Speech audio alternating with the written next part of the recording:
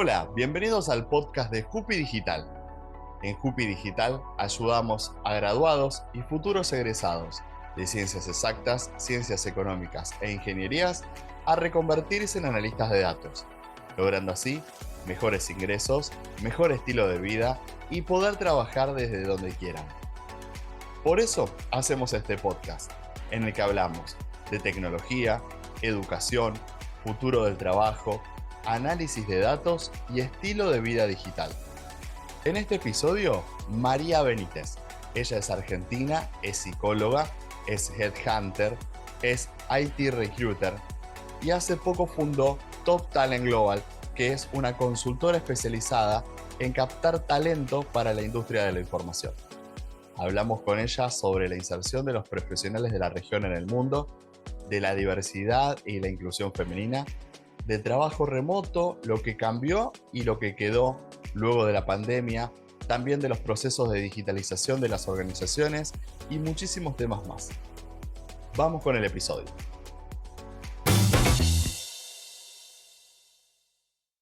Bienvenidos al episodio. Como decíamos, estamos con María Benítez. Ella es headhunter, ella es recruiter, ella está en el mundo de la tecnología, pero se va a presentar. Hola María, ¿cómo estás? Hola Ricardo, ¿cómo estás? Muy bien, por suerte. Bueno, Bien. mi nombre es María. ¿Habló? Sí, tranquila. Vale. Mi nombre es María. Me dedico a lo que es el área de recursos humanos hace más de 10 años y en lo que es tecnología también. He pasado por diferentes empresas liderando el área y conociendo, digamos, el mundo tecnológico en sus diferentes aristas. Pasé por empresas orientadas a lo que es más ERP, otras que vendían, digamos, soluciones de datos, otras relacionadas con el desarrollo web. Así que conocí como la tecnología en diferentes aristas y diferentes perfiles. Vengo de un rol generalista en el que hacía de todo dentro de lo que son las áreas de people, pero lo que más me gusta y a lo que me dedico actualmente es lo que es el reclutamiento IT. Y bueno, actualmente fundé una consultora propia orientada a lo que es justamente el reclutamiento y doy servicios a empresas de diferentes lugares del mundo, principalmente lo que es Latinoamérica, empresas de México, de Chile, de Argentina. Pero bueno, en el último tiempo hubo como una gran exportación de talento argentino hacia otros lugares, así que nada, me moví como en el lugar ideal, ¿no? Porque conozco mucho el mercado argentino y me pude conectar con estos empresarios de otros lugares y empezar Bien. a conocer otras idiosincrasias, otras culturas. Acá no hay comercial. Decime, por favor, cómo se llama la consultora, porque vamos a hacer un poquito de autobombo, dale. Dale, la consultora se llama Top Talent Global, la fundé hace un año aproximadamente, así que está en pañales, así que aprendiendo mucho también de este mundo que es el emprender, ¿no? Sí, la consultora en pañales, pero vos tenés una experiencia atrás que ya te Sí, pudiste largar sola, por así decirlo, que te tal cual, respalda y te sostiene. ¿Cómo es el así es. tema de conseguir colaboradores entrenados, recursos humanos, gente capacitada en el ámbito de Latinoamérica? Bueno, Argentina está inserta en eso, en general, para gente de afuera, para empresas extranjeras. Piden que tenemos como un plus o es un mito eso de que los latinoamericanos como la peleamos bastante con la infraestructura, con nuestros gobiernos, con del color que sea, no importa y de la época que sea. ¿Tenemos como un valor agregado? ¿Eso lo ven a ese talento o es porque somos baratos? No, la realidad es que ven el talento, algo que me ha estado pasando con diferentes empresarios, incluso también españoles, es que valoran mucho el talento argentino, principalmente latinoamericano sí, pero más que nada argentino, justamente por esta cuestión que nos caracteriza, que es aprender a superar las crisis, a salir fortalecidos de las crisis, a ser creativos para resolver problemas. Eso lo llevamos un poco en la sangre, los latinoamericanos, porque tuvimos que sobrevivir de generación en generación, y es algo que lo trasladamos a nuestros espacios laborales. Entonces, es algo que se ve y que se valora un montón. Y obviamente el tema económico es un plus importante, ¿no? Pero es real esto de que somos muy valorados los latinoamericanos por estas cualidades, por estas habilidades. Sí, venía ya de nuestros abuelos, generalmente que al venir tan lejos de las zonas, de las metrópolis internacionales Tal cual, en el 1900, 1800, tener que ser pioneros y arreglarse con lo que había, eso sí lo traemos de generación en generación, a eso sumado a pelearnos a veces con infraestructura, un mal servicio de internet y tener que ir a trabajar. Te haces nómada digital a la fuerza, chiquito, Tal te cual. vas de tu casa a una estación de servicio porque tienen wifi, porque en tu casa se cortó la luz, por ejemplo. Cosas que Totalmente. tal vez en el primer mundo no pase tan seguido, tiene que haber un desastre, no sé, climático para que se corte la luz y haya un apagón masivo y no puedas trabajar. Hay cositas como que las tienen más cómodas, bien, porque también está ese mito, como te decía, no, en realidad no es tanto que te valoran por todo esto, sino le salís barato. Entonces, con lo que te pagan a vos, ya está, es un vuelto para ellos y por eso, no, tiene de las dos cosas. Somos competitivos, vamos a hacerlo, porque barato suena muy feo, pero somos competitivos y además tenemos ese plus que tal vez un europeo no lo tiene porque no le tocó, no porque le falte talento, sino porque Tal no tuvo cual. oportunidad de desarrollarlo. Tal Eh, cual, tal cual. Y otro punto también es que tenemos buenas universidades y gente, bueno, que se ha formado muy bien, y eso también es valorado, digamos, se nota la formación académica en el país, también es muy valorado en Colombia, hay gente que maneja muy buen nivel de inglés, entonces es como un combo interesante para el exterior, digamos, ¿no? Así que sí, totalmente, todo eso suma. Y aparte, otra visión del mundo completamente Totalmente. distinta, que es otro idioma. Los idiomas, yo vengo del lado de la comunicación, no son tablitas, no son nomenclaturas, no son equivalencias, sino que son formas de ver el mundo. Y vivir en un país Bueno, determinado te hace ver el mundo de otra forma que a lo mejor otro no lo tiene. Y quería meterme hablando de esto en el tema de la diversidad. Entrevistando a otras personas para este podcast, quienes nos siguen por YouTube y por Spotify lo saben, me he encontrado con mujeres que me dicen, sí, se está abriendo de a poco, hay lugar para las mujeres, pero a mí me tocó tal vez ser la única mujer en un grupo de 10 varones blancos heterosexuales.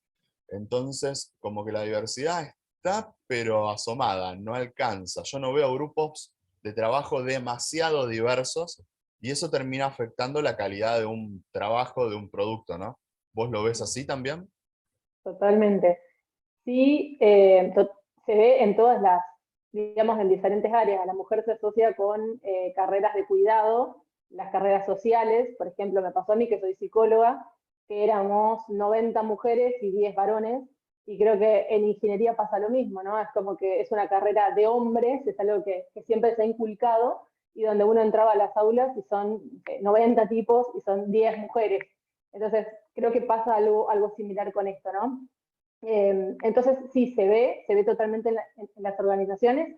Sí, también veo que hay mucha más conciencia y es algo con lo que se está trabajando e intentando mejorar. Hay muchas empresas que incluso tienen como objetivo lograr esa equidad, ¿no? En la cantidad de mujeres versus hombres que tienen en las organizaciones en áreas de sistemas.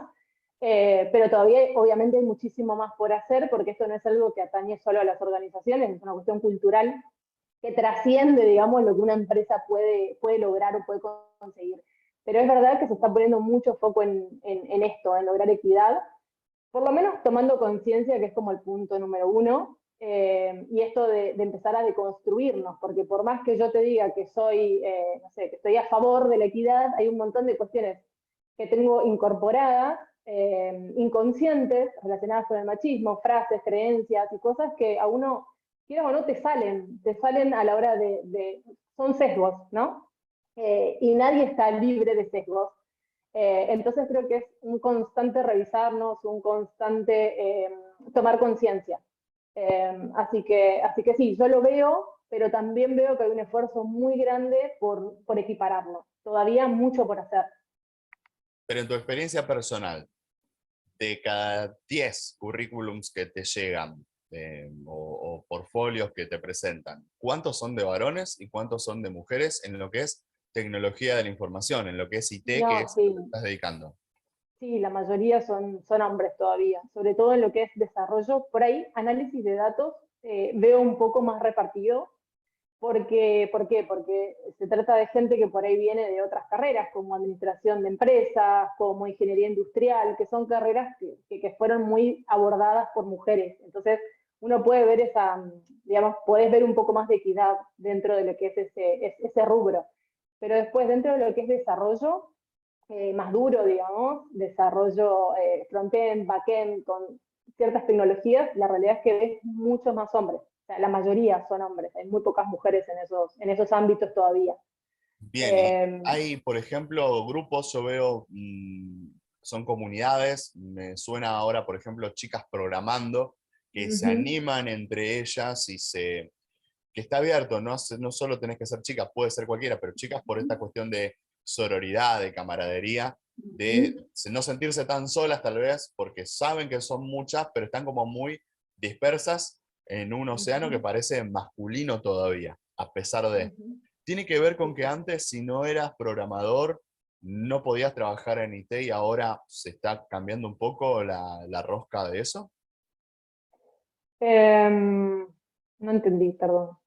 Te decía Ok. que tiene que ver tal vez esto con que antes, si no eras programador, no podías trabajar en la industria de la información y que ahora sí, y que esas industrias, o sea, ¿quién era programador? Un varón que había estudiado ingeniería tal vez, pero que no estaba Ujú, tan accesible a, por ejemplo, claro. si querés ser autodidacta o que no hace falta programar para Mm, trabajar en la tecnología de la información. Y esto abre la tal puerta cual. no solo a otro tipo de perfiles, sino a el género, que no Sí. necesariamente tiene que estar en algo duro como la ingeniería o la matemática. Totalmente, sí, creo que sí, pero justamente porque estas carreras intermedias o más soft habilitan a que uno pueda entrar sin ser juzgado, porque lo que te pasa cuando sos más chico, cuando sos mujer y querés estudiar ingeniería, es que te dicen, no, eso es para los hombres, ¿por qué no estudias enfermería? ¿Por qué no estudias psicología? ¿Por qué no estudias las carreras que tienen más femeninas? Entonces hay cierto juzgamiento familiar o social. Entonces, de repente, el hecho de poder hacer carreras más híbridas, intermedias, como vos decís, que no tenga que hacer ingeniería y que pueda desde, no sé, hacerme un curso y poder empezar a incursionar y poder yo investigar y resolverlo, quizás habilita a que muchas más mujeres empiecen a entrar. Eh, Así que sí, probablemente tenga que ver un poco con eso. Sí, con el sesgo que hablábamos, acá en Argentina, les contamos a todos los que nos ven y nos escuchan de Latinoamérica, había un juguete que creo que sigue viniendo, que era una cajita, era una valijita que se llamaba Juliana. Y Juliana en esa valijita traía lo necesario para ser veterinaria, para ser cocinera, para ser maquilladora, pero no había una Juliana ingeniera, por ejemplo. Y No, eso con bien. la gente que es del siglo pasado, no vamos a entrar en detalle de cuánto número, pero los que nacimos en el siglo XX y nos formamos con eso de que el rosa para las nenas, el azul para los nenes, se ve todavía en esta cuestión. La primer Ujú. PC, la de IBM, nació en el 83. Y de ahí en adelante estábamos muy metidos, era otro mundo. De hecho, había un bloque comunista en el 83, una cosa de locos. Pero bueno, la parte de informática nació o se puso masivo a partir de esa fecha. Estamos hablando de 40 años atrás. Todo lo que Ujú. se creció, todo lo que se avanzó es increíble. Ahora vamos a hablar un poquito de eso también. Pero todavía tenemos ese lastre, eso que nos ancla un poquito al pasado y todavía. Con las nuevas generaciones lo ves distintos, los chicos que nacieron a partir del 2000, lo ves más Sí, ampliado. Digo, porque estás en contacto con perfiles de muchísima gente que está buscando ujú, trabajo en IT. ujú. Hay una diferencia, hay un quiebre entre los que nacimos del siglo pasado y los chicos que son de la generación Z, podríamos decir. Sí, sí, totalmente. Se ve mucha más flexibilidad en este sentido. Eh, a ver, no es que sea un estudio, digamos, para entender realmente, te digo desde lo que percibo, desde las charlas que tengo y desde el intercambio que tuve en organizaciones también, donde uno se relacionaba con gente de generación tradicional, baby boomer, generación Y, generación, y bueno, sí, se ve la diferencia. Así que yo creo que a medida que vaya avanzando, digamos que vaya naciendo gente nueva, va a ir naciendo como mucho más abierto, porque nosotros mismos nos estamos deconstruyendo. Entonces es lo que vamos a transmitir a nuestros hijos y nada, va a ser una cadena. Yo confío en que esto va a ir cambiando, se va a ir flexibilizando y nosotros estamos viendo acá como los pequeños cambios, ¿no?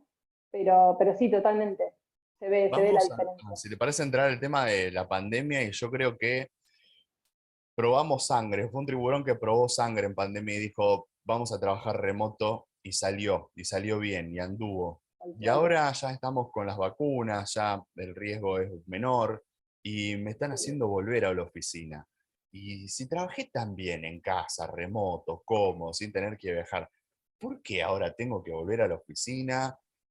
María, buscame otra cosa. María, buscame ya algo que el híbrido que sea, no sé, 90-10, o sea, de que quiero estar en casa, como estaba en pandemia, porque hice un lugar de trabajo, que no es fácil trabajar en casa también, porque uno procrastina, porque total estoy acá, ya me pongo, ya lo Sí, hago, y se tiene que hacer. Pero sí. el que le agarró la mano, por así decirlo, a trabajar remoto, le cuesta volver.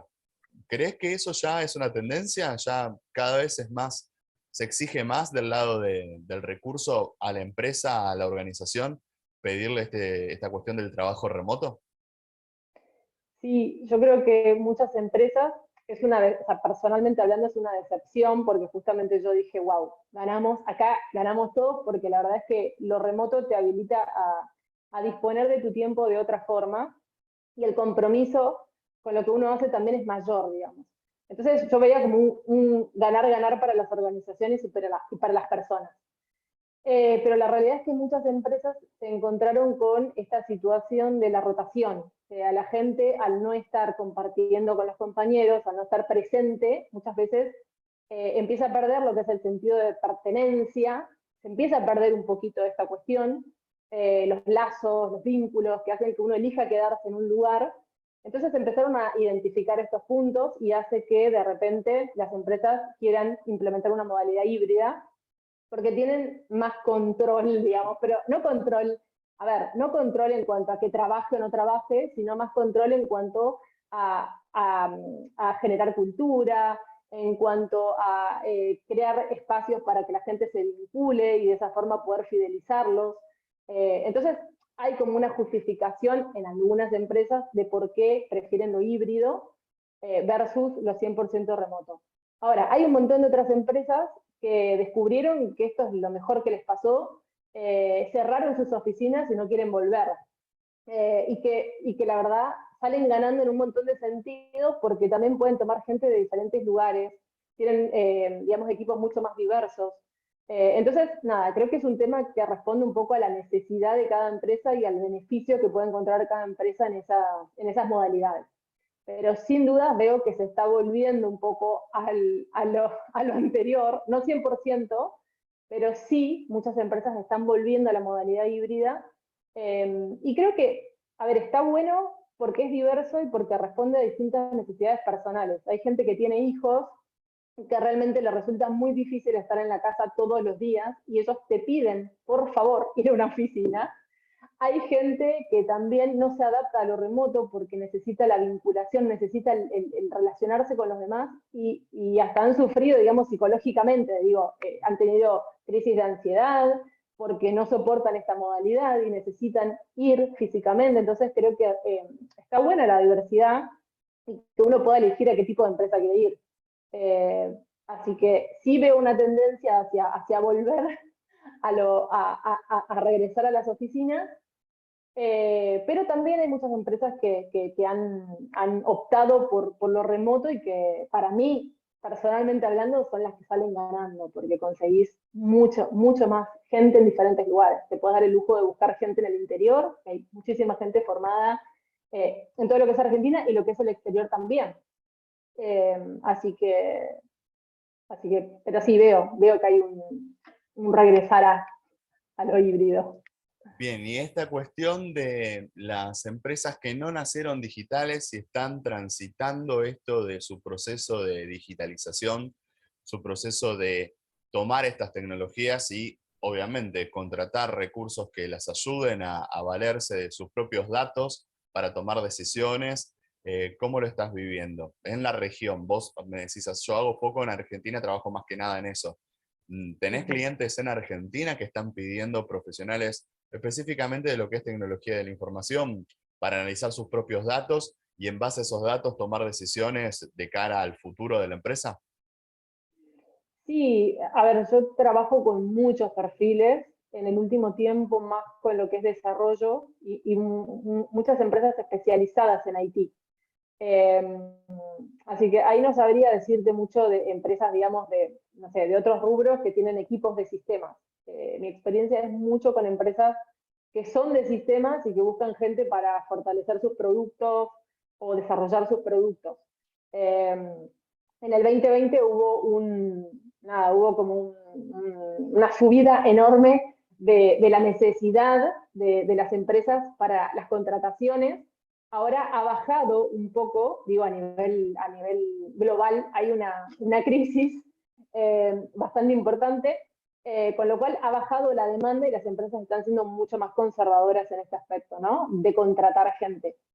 Y decinos, en base a tu experiencia, el tema de la formación, el tema de que la gente se puede nutrir de un montón de contenido y que hay cursos y que hay gente muy capacitada en el gremio que responde consultas que no pasan en otras actividades humanas. ¿Vos también lo vivís de esa manera?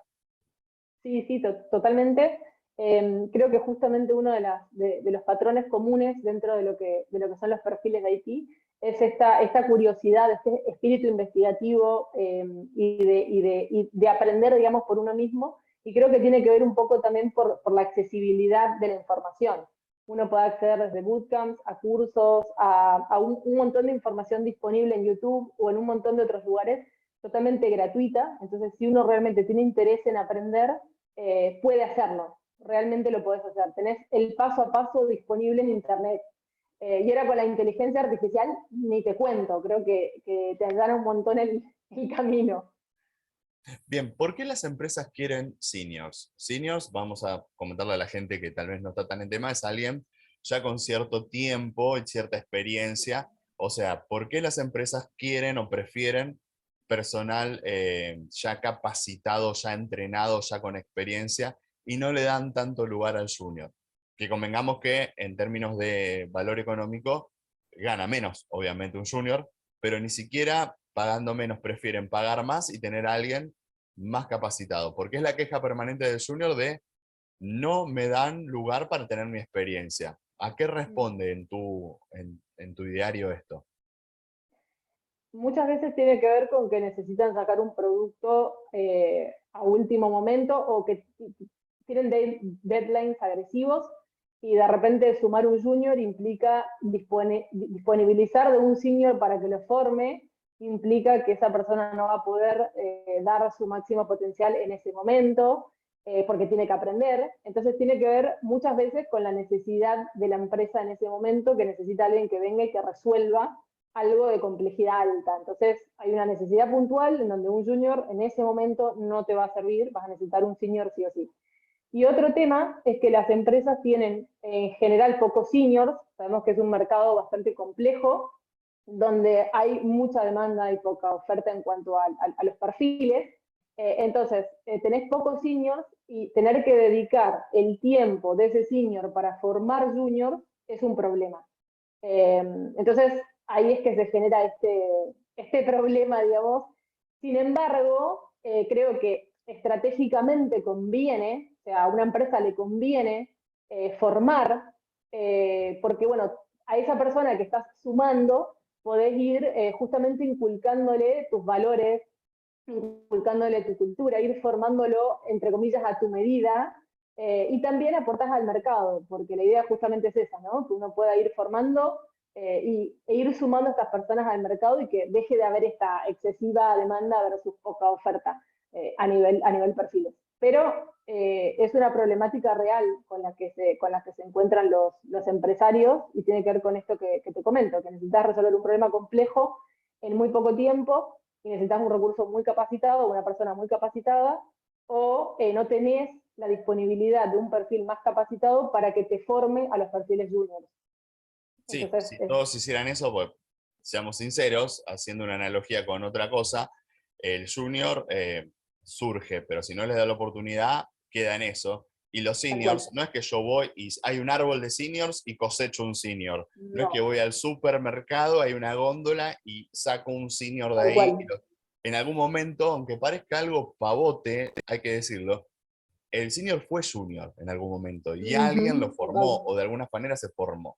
Hoy queremos tal vez, por la inmediatez, como vos me decís, saltarnos ese proceso y lamentablemente, sin junior no hay senior, no queda otra.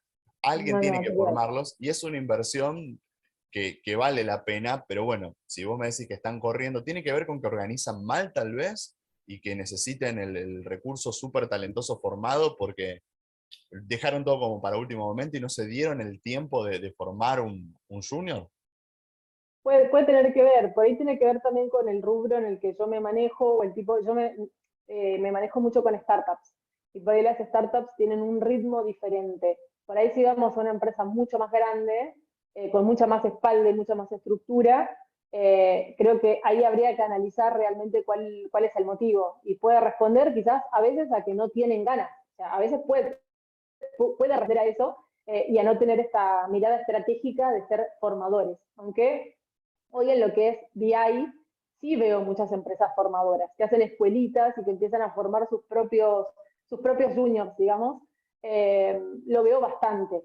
Por ahí en lo que es IT más orientado a lo que es desarrollo, backend, frontend, quizás es más difícil encontrar esta inversión, que la veo mucho más en las empresas de BI. Igual es una cuestión súper sesgada y acotada a mi mundo, ¿no? Por ahí viene otro y te dice, no, María, yo estoy viendo algo totalmente distinto. Esto es lo que yo percibo y veo en mi círculo, en mis contactos, con mis clientes. Bien, ¿podemos hablar de tu reconversión? Porque me dijiste, yo soy psicóloga. ¿Cómo fue que Sí. esa psicóloga terminó, por así decirlo, buscando recursos para organizaciones? ¿Cómo fue tu irte metiendo, tu experiencia personal en esto de la tecnología de la información? A ver, yo, si bien me recibí de psicóloga y siempre que estudié, o sea, cuando estudiaba, me imaginaba saliendo y teniendo mi consultorio con el diván y escuchando los problemas de la gente y ayudando a la gente, esa era mi fantasía o mi imaginario, pero cuando me recibí, la realidad es que quería empezar a hacer algo, y empezar a aportar a mi casa, digamos, económicamente, y encontré una posibilidad de entrar a una empresa en el área de selección de personal. Dije, raro, nunca antes lo hice, pero vamos a probar a ver con qué me encuentro. Y la realidad es que entré, nunca tuve experiencia en el área clínica, siempre, o sea, toda mi experiencia desde que me recibí es en el área de recursos humanos. Así que nada, entré a esta empresa y la realidad es que me encontré con un espacio en el que podía aportar mucho de lo que había estudiado, ¿no? Uno por ahí puede decir, pero no, tiene un poco que ver, un poco no. La realidad es que tiene todo que ver, porque uno se relaciona constantemente con personas, porque uno tiene que justamente estar al servicio de las personas y hay un montón de herramientas que te da la psicología, que son súper útiles. Entonces, nada, me encontré como con un mundo súper interesante en el que podía hacer un montón de cosas a favor de la gente, a favor de la salud organizacional, y ahí fue que me empecé a meter. Eh, Primero entré a una empresa de retail, que nada que ver, o sea, haciendo selección de personal, y después empecé a entrar a tecnología, más o menos en el 2010, que se empezó a poner un poco de moda las empresas tecnológicas, y yo leía un poco sobre su cultura y lo dinámica que eran, y nada, me interesó siempre. Entonces conseguí entrar a una empresa de Rosario, donde estuve casi 4 años, y donde aprendí un montón sobre IT. Y ahí descubrí que a mí lo que me gustaba era el mundo tecnológico, me gusta mucho relacionarme con los perfiles de IT, es un perfil bastante particular, muy interesante. Entonces, nada, me enamoré de esta industria, y desde ahí no paré, o sea, siempre estuve en empresas de sistemas hasta el día de hoy que me relaciono con perfiles IT, digamos, para lo que es el reclutamiento. Esto de Así curioso, ¿vos que, les hacías hacer dibujitos? Eso de dibujame la casita, el arbolito. No, ¿no es cierto? Para ay, tomar sí, gente, no se usa más sí, eso. sí, lo hacía. Sí. Lo hice mucho tiempo, en contra de mi voluntad, porque, a ver, y ahí hay como una contradicción, porque si, bueno, estudiaste psicología, se supone que son herramientas que te enseñan y que tienen validez científica y toda la historia. Sin embargo, yo siempre me sentí incómoda porque siento que es entrar en un ámbito íntimo y personal, y que lo querés llevar a las organizaciones. Entonces, siempre me generó incomodidad Y cuando pude dejar de hacerlo y de poner foco en eso, la realidad es que fui muy feliz. Déjame hacer Y un esta corchete para parte, la gente de Latinoamérica. No sé cómo es en el dale, resto de Latinoamérica. Acá en Argentina, generalmente cuando vos vas a una entrevista de trabajo de una empresa medianamente importante, te hacen hacer unos test psicológicos que implican hacer un dibujo de un árbol, una casa y una persona. Comentalo brevemente, María, para que dale, quede dale, lo explicado cuento. esto. Lo cuento. Yo lo que administraba era una batería de test. En realidad es una batería bastante completa. Uno de ellos es el test de Rorschach, que es muy conocido. Yo lo administraba.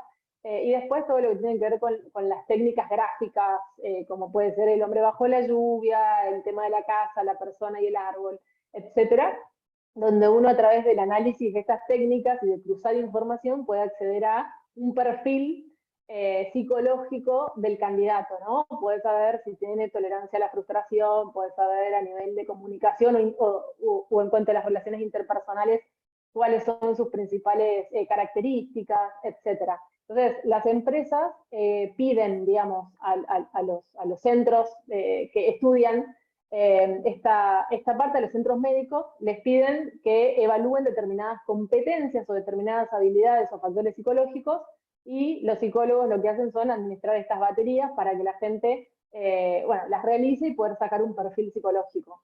Básicamente es eso. Y eso acá es muy, muy usado en Argentina.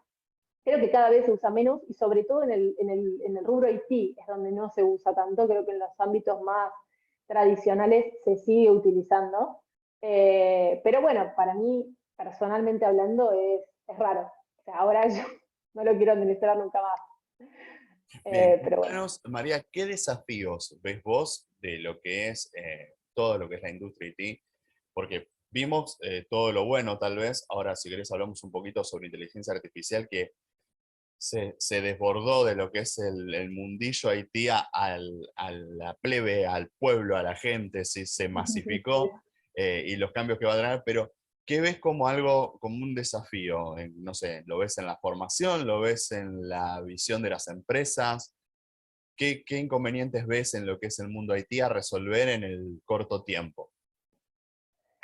Los desafíos que veo con respecto a la inteligencia artificial es que viene a resolver un montón de cuestiones operativas que por ahí hoy lo hacen, o sea, hay tareas que hacen las personas que son fácilmente reemplazables por la inteligencia artificial. O sea, me ha venido pasando de empezar a resolver cosas que antes me llevaba un montón de tiempo y que por ahí necesitaba de otra persona para que me ayude. De repente la inteligencia artificial me lo resuelve en 5 minutos con una buena pregunta, digamos, ¿no? Entonces, creo que eso es un desafío a sortear. O sea, creo que las organizaciones en algún momento van a empezar a preguntarse, che, ¿esto me lo resuelve la tecnología? ¿Hace falta personas? Entonces, el desafío es cuáles son esas carreras o esos ámbitos que la tecnología no va a poder abarcar y que las personas podemos agregar valor realmente, ¿no? Entonces, eso es uno de los temas. Sé que hay un montón de investigaciones y de notas que han salido que la verdad no leí de cuáles son esas carreras, pero seguramente las relacionadas con lo humano, estas que siempre fueron tan dejadas de lado, digamos, lo humano, lo creativo, creo que esas van a ser muy valoradas, a diferencia de por ahí algunas más matemáticas, que quizás, no sé, contabilidad, que quizás esto te lo resuelve, digamos. No digo la carrera en sí, porque hay un montón de cosas que no lo va a poder hacer, pero sí algunas áreas dentro de esos ámbitos, ¿no? Que van a ser resueltos. Entonces, nada, para mí el desafío es empezar a ver eso, ¿no? A ver dónde el humano da valor. Y obviamente genera un poquito de miedo. O sea, a mí por un lado me fascina, todos los días entro y algo nuevo me resuelve, y a la vez pienso en todo esto y digo, che, ¿qué va a pasar con el trabajo? Y es difícil no caer en esta fantasía de que la máquina nos va a reemplazar, ¿no? Es complejo. Eh, así que nada, yo creo que ese es el desafío y después, bueno, obviamente la formación en todo esto, que esto ya viene hace mucho, pero ahora fue el boom. Entonces, nada, creo que ahí hay como un área súper interesante para poder entrar y para empezar a formarse. Tal Eh, vez hay estudios que están marcando hoy, muy interesantes, que buscan una tercera posición en cuanto a esto. No es la IA o las personas. Están hablando de los robots, las IAs, con las personas. Por ejemplo, para detectar un cáncer. la inteligencia artificial, con todos los datos que le das, tal vez lo detecte en un 90%. Un médico formado lo detecte en un 85%. Pero si sumás la IA y el médico, pasás el 90% que te da la IA. Entonces, juntos son mucho más que sueltos, esa sinergia que genera una herramienta tan poderosa con una persona que hace que vos no digas, si el médico es 85, no formemos más médicos, ya está. La inteligencia artificial hoy tiene el 90 y va a ir creciendo a medida que vaya aprendiendo. Bueno, pero en el mientras tanto tenés el profesional que se formó y si bien tal vez no sea tan bueno como su inteligencia, al combinarse llegan a un nivel que corren esa barrera, corren ese límite de lo que se estipulaba y se potencian entre ellos. No es que una cosa o la otra, sino esa sinergia de ambas inteligencias, una artificial y una humana. Es interesante como para irlo viendo, porque es todo tan fresco encima, ¿no, María? Es Sí, algo sí, sí, tan lo de estás todos los viviendo días que uno no tal sabe. cual. Tal cual, creo que eso es lo que pasa, que uno lo va viviendo y todos los vamos como procesando, ¿no? A nuestra forma, como podemos, pero sí me parece importante esto de ver dónde agregamos valor. Esto que yo digo, lo operativo te lo resuelve la máquina. O sea, ahora, ¿dónde damos valor nosotros? Es la oportunidad para empezar a pensar más allá, ¿no? Y no perder tiempo en cuestiones que te lo puede resolver, sinceramente, esto.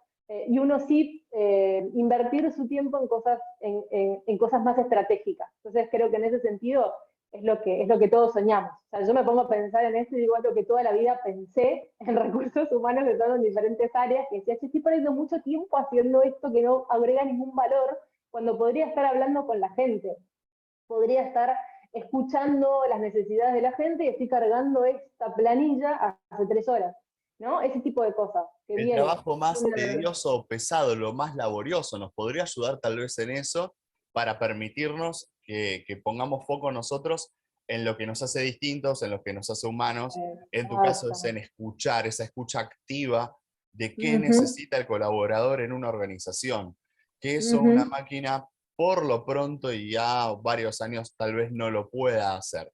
La cuestión artística, humana artística, de decir, una performance de un bailarín, los trazos que hace un pintor o un dibujante, tal vez nos dé vuelta la taba y nos haga más humanos todavía, o que las próximas generaciones, porque los nenitos que tienen 5, 6, 7 años, no sabe de qué van a trabajar, porque tal vez su puesto de trabajo no se haya inventado. ¿Cuánta gente hay trabajando hoy y su puesto se inventó en los últimos 10 años, por ejemplo? Eran cargos o puestos que no existían, porque no existían realmente.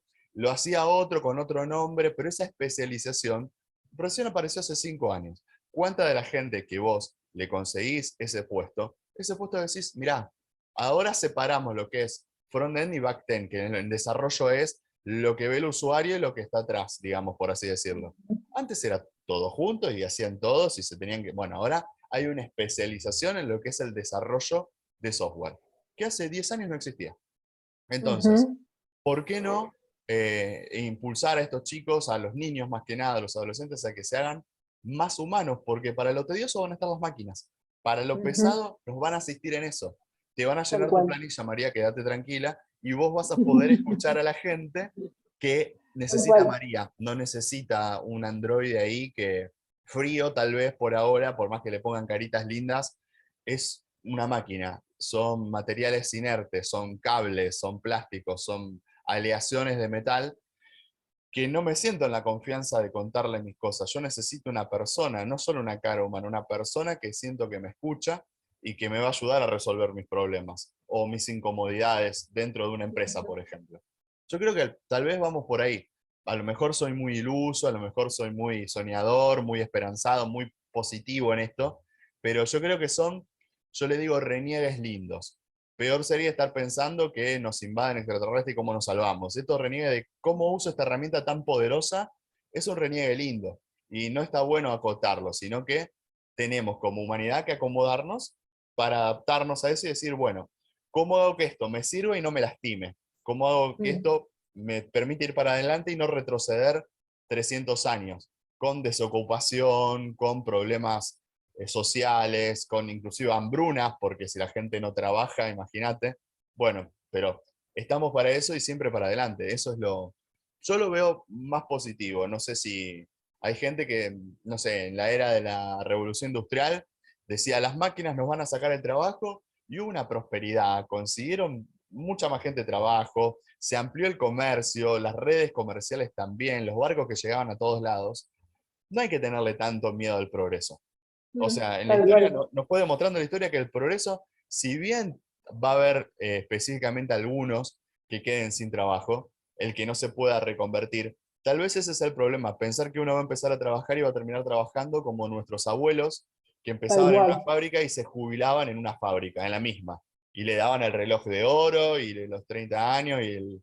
Bueno, no va más eso. ¿Cómo van saltando, por ejemplo, en los recursos que vos trabajás, María? ¿Sentís que hay mucha más movilidad, que van saltando de proyecto en proyecto, de organización? Es mucho más dinámico eso, ¿no? Sí, totalmente, mucho más dinámico. Con respecto a lo anterior que me decías, también es normal la resistencia al cambio o los miedos, ¿no? Porque cuando vienen cambios tan profundos, porque esto para mí lo de la inteligencia artificial es como cuando surgió Internet, que vino, wow, una revolución, y es normal este miedo, esta asociación con películas como Terminator, que se hace Terminator va a pasar, ¿no? Como son reacciones normales, pero bueno, con el tiempo nos vamos a ir acomodando en la medida que veamos que las cosas van a ir acomodándose como todo se fue acomodando a lo largo de la historia, como vos decís. Eh, pero bueno, eso para sumar con respecto a lo anterior. Y con respecto a lo nuevo, ¿qué me habías preguntado? Te había consultado cómo lo ves a La esto. movilidad. Sí, La movilidad, sí, la realidad es que veo un montón.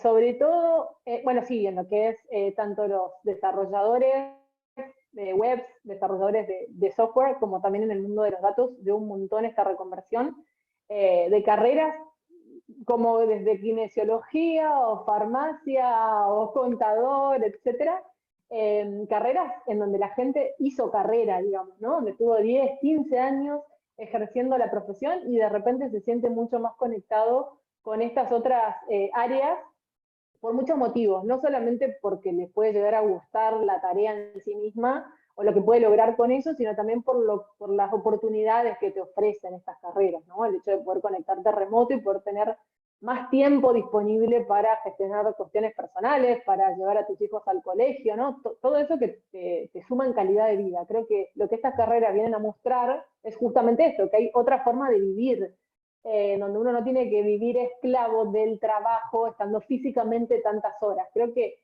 y la pandemia vino justamente, ayudó a que mucha gente se empiece a cuestionar esto, cuál es su propósito, qué hace con su tiempo, qué le gustaría hacer, vino como a que mucha gente se replantee, y creo que ahí fue como el punto inicial en el que se empezó a generar todo esto, ¿no? En que mucha gente de diferentes carreras empieza a elegir un nuevo camino.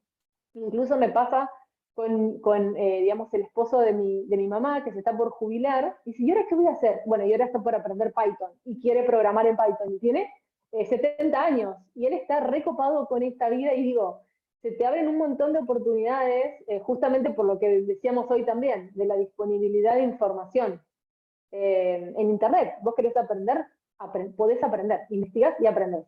y además permitime que Entonces, agregue, ese señor de 70 años va a ser muy peligroso porque la gente mayor, la relación que tiene con el tiempo es muy distinta. Y tiene tal esa cual. tenacidad que si dijo, voy Sí, a aprender Python, va a aprender Python, no te quede la menor duda, porque total, son tenaces, que a lo total. mejor las generaciones que somos un poco más chicas lo fuimos perdiendo, procrastinamos mucho, somos de tocar en distintos lugares y no profundizar, pero la gente que tiene 70 años o más o menos o anda por ahí, si dice que va a hacer algo, va a hacer algo, y si se pone algo en la cabeza, Total. lo consigue.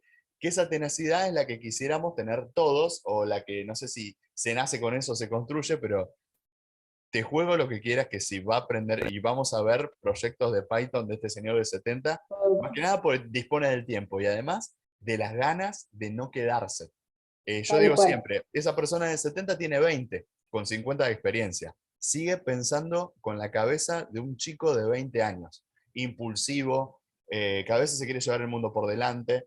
pero además tiene esa experiencia de haber transitado esos otros 50 años con altas, con bajas, con crisis, con cuestiones, y no se quedan. Eso creo que es lo que nos deseamos para todos, ¿no? Que no Tal nos cual. estanquemos, que sigamos aprendiendo, sigamos circulando, y más en esto que es tan, tan inestable o tan vertiginoso, es tan inconsistente y tan revolucionario. Todo el tiempo hay un lenguaje nuevo, una aplicación nueva, una inteligencia artificial nueva, y el que se queda literal, pierde, no engancha, Totalmente. se descuelga, digamos, de este tren. Uno va, a veces se agarra del estribo para decir me subo, pero igual lo que veo es que como que el tren está arrancando y te da tiempo a subirte. Yo veo que en otros Ujú. gremios ya tal vez no. Acá te da la sensación de que si vos realmente te involucrás, llegás a agarrarte aunque sea del estribo y decir me subí al vagón. Porque cuando Ujú. este tren vaya tal vez un poco más rápido, en 5 años, ya vas a tener que tener unas cuestiones de base entrenadas que tal vez no te dé el tiempo para aprender todo eso que se desarrolló junto. Y tal vez sea más difícil, o no, no lo vamos a saber, pero yo creo que Ujú. el momento es hoy. Y bueno, si te quieren buscar, María, en redes, ¿cómo te ubican? Contanos. Me ubican en LinkedIn, después si querés te paso el link, Sí, y en mi página web, que es toptalentglobal.com, también me pueden encontrar ahí, o en mi mail, que también te puedo pasar después, que es maria.benitez@toptalentglobal.com. perfecto. Así que después te Eh, acerco toda la info. Toda la info ahí, María te puede contactar. Bueno, estás recibiendo también, vos tenés convocatorias abiertas todo el tiempo, lo estás difundiendo, así que Exactamente. sabes que Sí, sí. y algo que yo quería remarcar es, para lo que nos escuchan, y un poco poniéndome del lado de los recruiters, hay que ser un poquito más empático con el recruiter. Si yo estoy trabajando y el recruiter me pregunta, tomarme 5 minutos y decirle, no, María, gracias, estoy trabajando, la verdad que no estoy interesado en tal proyecto. Porque hoy yo estoy trabajando, ¿no? Pero cuando quiera cambiar o se termine mi proyecto, voy a recurrir a María, que es recruiter, que va a ser quien me vincule con mi próximo proyecto, con mi próximo trabajo. Una cuestión de netiquette, de camaradería, de buenas formas. Cuando un recruiter te consulta, por favor, contestale. Son 5 minutos. No te cuesta nada decirle, te agradezco, María, en este momento justo estoy súper con no tengo disponibilidad. O sinceramente, mira, María, gracias, no me interesa en este momento. Me parece que María no lo va a decir, pero es lo que callamos los recruiters, podríamos decir, ¿no? Que cuando tirás lazos y a veces no vuelven y decís, claro, y cuando estás sin proyectos me venís a buscar y me preguntás día por medio si apareció algo, si salió algo.